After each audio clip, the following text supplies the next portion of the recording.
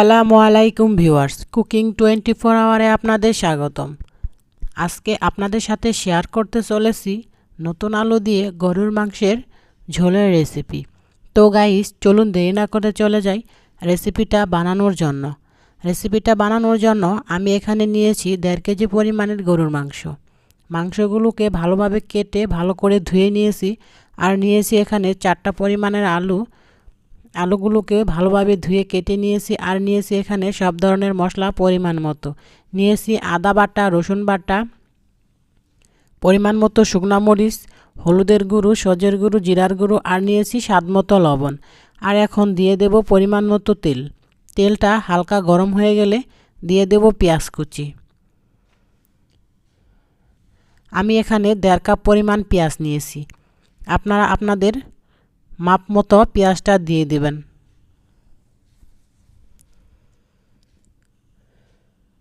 পেঁয়াজের পরিমাণটা এখানে কম বেশি করে নিতে পারেন। আর নিয়েছি এলাচ, দালচিনি আর তেজপাতা। এখন পেঁয়াজগুলোকে ভালোভাবে ভেজে নেব।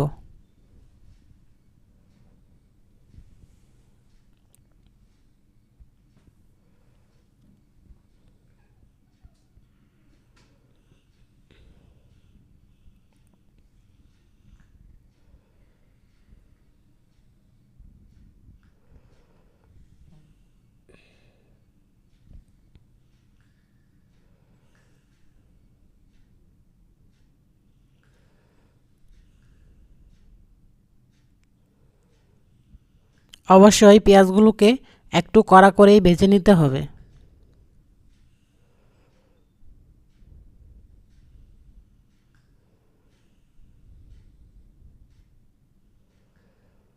তো গাইস, পেঁয়াজগুলো প্রায় ভাজা হয়ে গিয়েছে।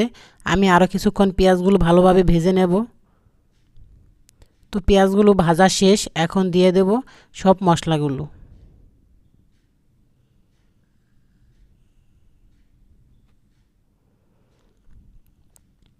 এক এক করে সব মশলাগুলো দিয়ে দেব। আর সব মশলাগুলো দেওয়ার পর ভালোভাবে মশলাগুলো ভেজে নেব।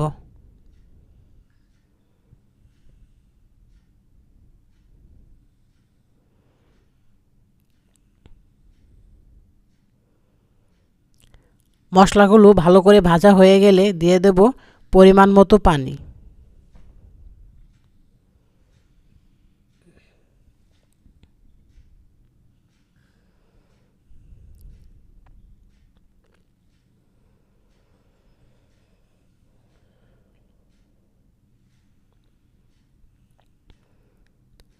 পানিটা দেওয়া হয়ে গেলে মশলাটা ভালোভাবে কষিয়ে নেব কিছুক্ষণ।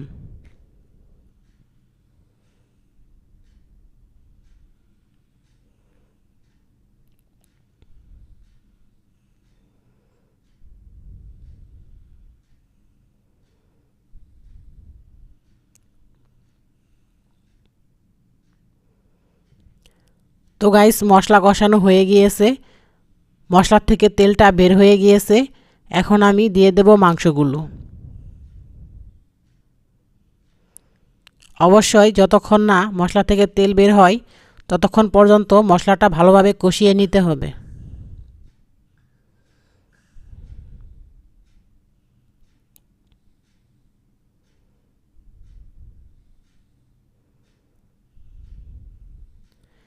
মাংসগুলো দেওয়ার পর ভালোভাবে নাড়াচাড়া দিয়ে মশলার সাথে মিশিয়ে নেব।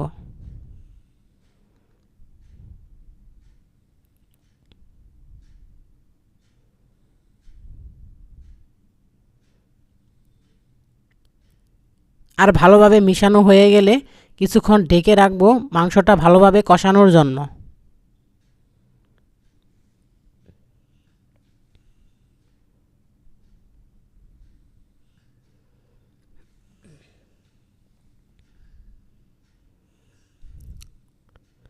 তো গাইস, মাংস প্রায় কষানো হয়ে গিয়েছে।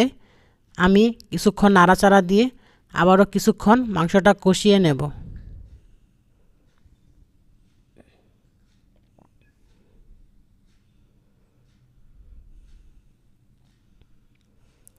যেহেতু গরুর মাংস সিদ্ধ হতে অনেকটাই সময় লাগে, সেজন্য বেশিক্ষণ সময় ধরে মাংসটা কষিয়ে নিতে হয়।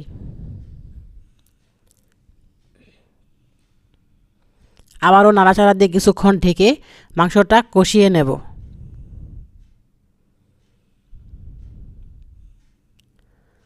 তো গাইস, মাংস পুরোপুরি কষানো হয়ে গিয়েছে। আমি কিছুক্ষণ নাড়াচাড়া দিয়ে দেব আলু।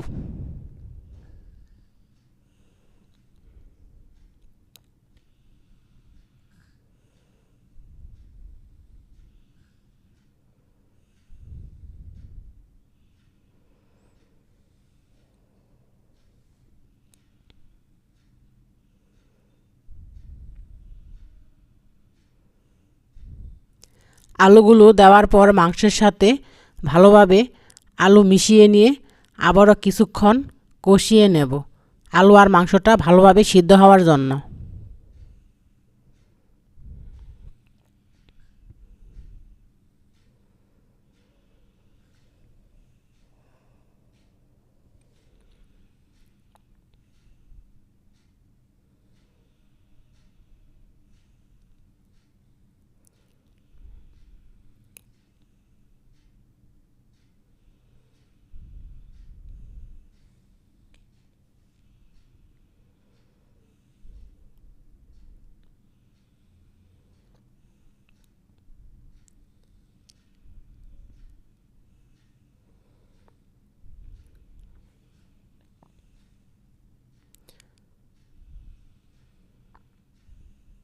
তো গাইস, আলু আর মাংস ভালোভাবে কষানো হয়ে গেলে দিয়ে দেব পরিমাণ মতো পানি। অবশ্যই লবণের পরিমাণটা দেখে নেবেন, কারণ লবণটা কম বেশি হতে পারে। আমার এখানে লবণটা কম হয়েছিল, সেজন্য আরেকটু লবণ আমি দিয়ে দিলাম।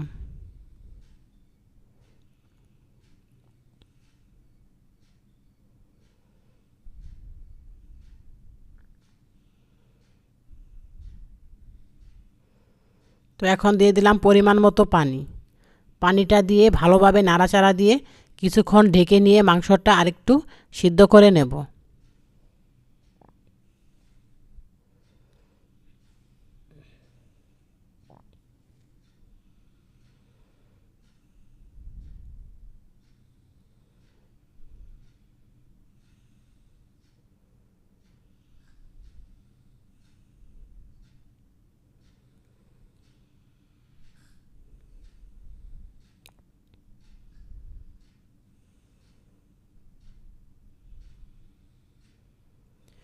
অবশ্যই কিন্তু কুসুম গরম পানি ব্যবহার করতে হবে।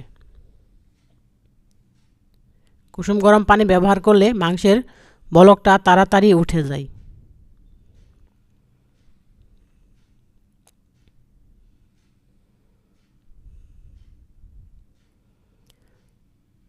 তো গাইস, গরুর মাংসের রেসিপি একদম রেডি হয়ে গিয়েছে।